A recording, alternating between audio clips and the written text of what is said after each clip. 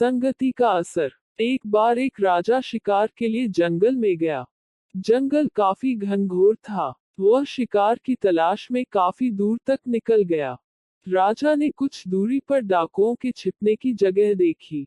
जैसे ही राजा उस जगह के नजदीक पहुंचा, पास के पेड़ पर बैठा तोता बोल पड़ा, पकड़ो पकड़ो, एक राजा आ रहा है।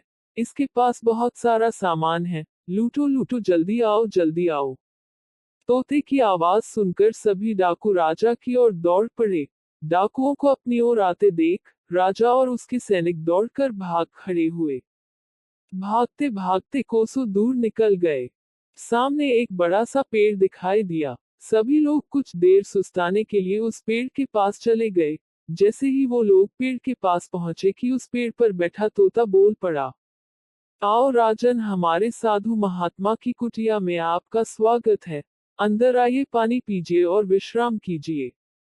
तोते की इस बात से राजा हैरत में पड़ गया और सोचने लगा कि एक ही जाति के दो प्राणियों का व्यवहार में इतना अंतर कैसे हो सकता है। राजा को कुछ समझ नहीं आ रहा था।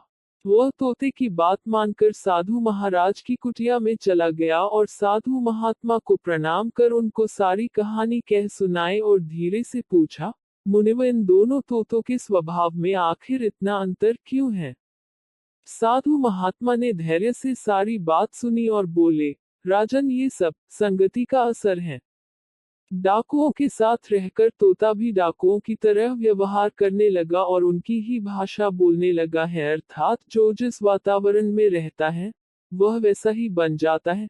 कहने का तात्पर्य यह है कि मूर्ख भी विद्वानों के साथ रहकर विद्वान बन जाता है, और अगर विद्वान भी मूर्खों की संगत में रहने लग जाए तो उसके अंदर भी मूर्खता आ जाती है। इसीलिए हमें संगति सोच समझकर करनी चाहिए।